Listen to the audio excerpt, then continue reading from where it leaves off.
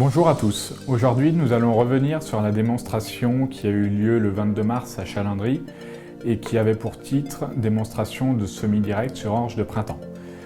Donc c'est une démonstration qui a rassemblé 5 semoirs différents avec la présence d'un certain nombre d'agriculteurs, environ une centaine d'agriculteurs. Les conditions météo n'étaient pas idéales, mais cela a quand même permis de montrer un petit peu le fonctionnement global des semis que chaque concessionnaire a pu expliquer. Donc, cette démonstration a été organisée dans le cadre d'un partenariat entre, d'une part, la FD-CETA et donc le CETA de Lens-Interne et la Chambre d'agriculture. Donc, on avait une première partie avec vraiment la démonstration. Et l'autre partie, c'était le suivi en fait, du semis de l'orge de printemps avec une partie expérimentale. Kevin va nous présenter par la suite les résultats des expérimentations. Avant cela, on va faire une rapide présentation des semoirs qui étaient présentés. On avait donc, comme je vous l'ai dit, 5 semoirs avec le waving qui est un semoir avec la particularité d'avoir des disques inclinés à 25 degrés. Donc c'est l'un des seuls en tout cas à être commercialisé avec des disques inclinés. Ce qui permet aussi d'avoir une fermeture des sillons par simple gravité. L'autre semoir était le semoir John Deere 750A, avec là aussi un angle au niveau des disques mais beaucoup moins important, on a environ 7 degrés d'angle. Sur l'avatar de la marque Horsch, on a aussi des disques avec des éléments SMUR avec une pression de 350 kg, donc ce qui est assez important. Ensuite, on avait aussi le Sky Easy Drill. Donc, le Sky Easy Drill ne fait pas partie de la partie expérimentale. Ceci dit, il était aussi présent en démonstration. C'est aussi un semoir à disque. Des disques qui ont la particularité d'être crénelés. On a aussi sur ce semoir une roue de rappui en fonte. Le dernier semoir présenté, un petit peu différent des autres parce que c'est un semoir vraiment semi-rapide et non semi-direct. C'est-à-dire qu'on avait en l'occurrence 2 rangées de disques pour la préparation. Pour la partie expérimentation, nous n'avons pas mis les disques pour qu'on soit à équivalence au niveau travail du sol par rapport aux autres semoirs. Donc là, en l'occurrence, au niveau de la pression sur les éléments SMUR, on a une pression d'environ 120 kg.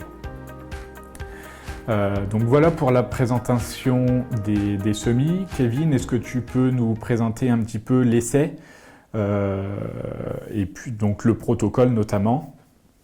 Oui, bonjour à tous, donc Kevin Caillez, conseiller au CETA de Lens-Interne.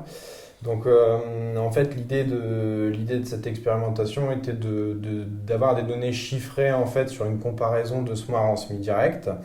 Donc c'est des essais qui sont toujours assez délicats à mettre en place. Donc pour cela en fait on a choisi de comparer donc différents semoirs de semi-direct, donc comme l'a dit Émeric, mais de croiser également avec la densité de semis, parce que la densité de semis fait partie d'un facteur important de l'agriculture d'aujourd'hui au sens large, au sens conventionnel, au sens général. Et le fait de croiser avec la densité de semis permet de voir au final si on a une réponse qualitative ou quantitative de la densité de semis, c'est-à-dire une réponse homogène dans le sens de l'augmentation de la densité de semis pour tous les semoirs, ou de voir si effectivement on n'a pas de réponse à la densité de semis et que les résultats qu'on obtient à la fin sont principalement liés à la qualité intrinsèque du semoir. Donc voilà, pour résumer, donc le plan a été fait, donc on avait 4 semoirs différents qui ont été testés, donc le Weaving, le John Deere, le Pottinger, le Horsch, qui ont été croisés à chaque fois avec 3 densités de semis, donc 240 g/m², 280 g/m² et 320 g/m². Donc pour ce qui est ensuite du dispositif, donc la façon de mettre en œuvre l'essai, donc en fait c'est un essai en bloc, donc il y a eu 4 blocs, donc soit 4 répétitions. Et par raison de simplicité, on a positionner donc, les densités de semis par semoir côte à côte pour que ce soit plus simple au niveau du semis en fait, pour les concessionnaires qui venaient. Cependant, à chaque fois, par semoir, ça a été implanté de façon randomisée, c'est-à-dire que toutes les parcelles ont été positionnées de façon aléatoire pour gommer d'éventuels problèmes ou hétérogénéité au niveau du type de sol. Donc les résultats de l'expérimentation sont assez parlants, hein. On a été jusqu'à la récolte. Est-ce que tu peux nous les présenter? Donc pour présenter brièvement les résultats, donc on a vu déjà en fait au départ au niveau de l'implantation des différences entre les semoirs du fait des conditions de semis qui étaient assez mauvaises, hein, pour dire le mot. Donc en fait on a vu que les semoirs de semis direct purs, donc le Weaving, le John Deere et le Horsch Avatar avaient des problèmes au niveau, au niveau des sillons, qui avaient du mal à refermer les sillons, donc on avait des grains qui étaient en surface. Contrairement au Pottinger Terrasem, dont Emeric en parlait tout à l'heure, qui n'est pas réellement un semoir de semis direct, même s'il s'est mis dans les conditions de semis direct, mais qui avait tendance quand même à travailler plus le sol intrinsèquement et à refermer mieux les sillons. Donc on a eu une qualité déjà dès le départ de semis qui était meilleure visuellement. Ceci s'est traduit jusqu'à la fin. On l'a même vu jusqu'avant de récolter l'essai sur la maturité. C'est-à-dire que c'est le semoir pour lequel la maturité était la plus avancée au moment de la récolte de l'agriculteur dans la parcelle. Les autres, on a dû attendre 15 jours puisqu'on avait un retard. On avait un retard de végétation avec des orges qui étaient encore droites, blanches, voire encore vertes. Donc on a dû attendre 15 jours. Donc attendre entre guillemets la surmaturité pour pouvoir récolter. Donc pour parler des résultats, on a eu des résultats assez probants. C'est-à-dire que quand on a fait, donc déjà dès le démarrage, les comptages de pieds levés, on s'est rendu compte que les semoirs de semis direct qui avaient du mal à refermer les sillons, il n'y a pas de réponse à la densité de semis.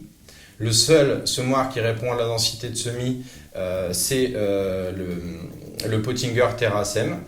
Et quand on regarde les résultats jusqu'à la récolte, donc les résultats vont dans le même sens. On n'a pas de façon, quand on prend les 3 densités pour tous les types de semoirs regroupés, on n'a pas de réponse à la densité de semis. Par contre, on obtient une réponse assez significative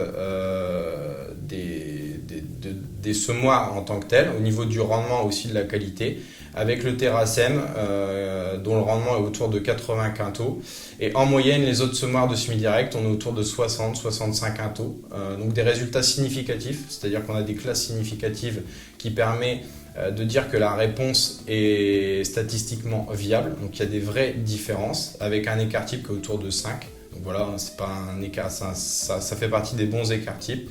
Donc on peut dire qu'on a réellement une réponse de semoir. Et donc en conditions difficiles, on peut donc par rapport à cet essai-là en conclure 2 choses. C'est-à-dire que voilà, l'orge de printemps, pourquoi on l'a fait en orge de printemps, c'est que c'est une culture qui est qualifiée de très exigeante en implantation, où il faut un maximum de grains qui soient recouverts. Quand on sème en mauvaises conditions, on ne peut pas premièrement combler la mauvaise qualité d'implantation par la densité de semis. Et en gros, des semoirs de semis direct qui referment mal les sillons en mauvaises conditions, dans cet essai-là, on perd en moyenne 20 quintaux. Merci Kevin. Donc effectivement, je tiens à le repréciser, l'essai a été réalisé dans des conditions difficiles, donc il n'est pas possible non plus d'extrapoler à toutes les cultures et à toutes les conditions. Donc c'est vraiment spécifique à cet essai. Écoutez, merci de nous avoir suivis et puis à bientôt pour de nouvelles vidéos thématiques.